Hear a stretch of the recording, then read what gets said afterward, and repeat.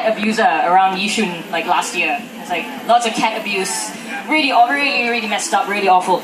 And so I was asked to write a poem for basically the greatest gig ever. A poem, to do a whole poetry show with my group, the Scallywags, in Cat Cafe. It's like basically we were the world's first recorded poetry group, feminist poetry group that performed in a cat cafe ever. And we managed to do like an hour's worth of cat poetry. And so I did this. This was inspired sort of as a revenge against cat abusers, and also because I was thinking the other day, not the other day, when I was coming up with this poem, I thought about the fact that you know the word vigilante, right? Like superheroes that fight crime on their own terms. Vigilante sounds a lot like vigil and auntie. So I know I'm really smart to think of that. I was just like so proud of myself. I was like, oh, I should write a poem about this. So written a poem called The Cat Feeding Vigilantes.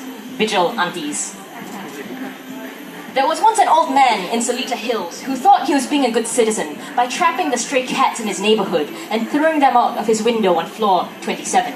Each morning he would load his car with cages stuffed with balls of fur and frightened meowing. He told his neighbor he was helping the cats by putting an end to their lives of suffering. Then one day the neighbor found the man lying naked in a longkang, hands tied together, carved into his back with the bright red words, "Just thought we'd pay back the favor." The local police force was perplexed. The neighbors thought it a bit ironic, but the stray cats, they whispered when they found out, as if they had a secret.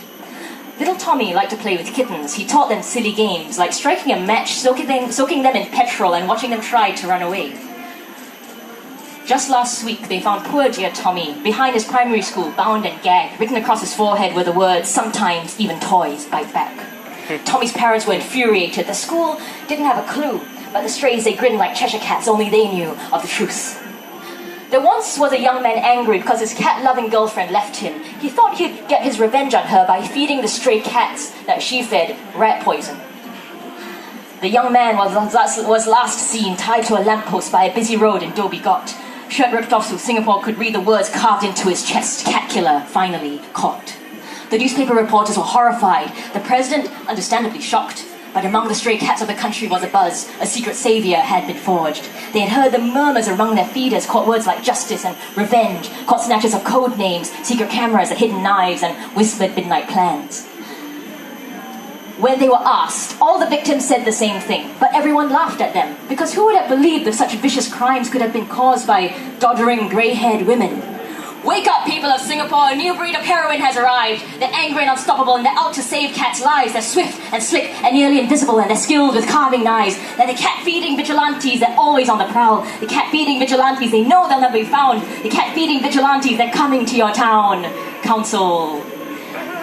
They say they were once just regular aunties who got sick of being told to stop feeding cats, realized that they could protect them better if they formed a gang guarding the HDB flats, armed with blades and tissue paper, plastic bags, and a WhatsApp group. They're dishing out vengeance on their own terms in every heartland neighborhood. And if you ever heard a stray cat before, you'd better be bloody frightened. A meow of pain alerts their kitty senses. They will find you in an instant. So if cats are disappearing in your neighborhood, you know who to call. Shout vigilantes. Shout vigilantes. Let's try that again. So if cats are disappearing in your neighborhood, you know who to call. Vigilante. If you see a cat bleeding from head to foot, who are you going to call? Vigilante. If you see a shadowy figure in overalls with a pickaxe, a chainsaw, a ski mask, a sledgehammer, and a stack of wood, may not actually be a vigilante. It could be a carpenter, maybe Jesus. And if you see an old lady squatting, open tin in hand, maybe join her, and you might understand the quiet joy that comes from a purring cat. Not all kind gestures must be grand. Thank you very much.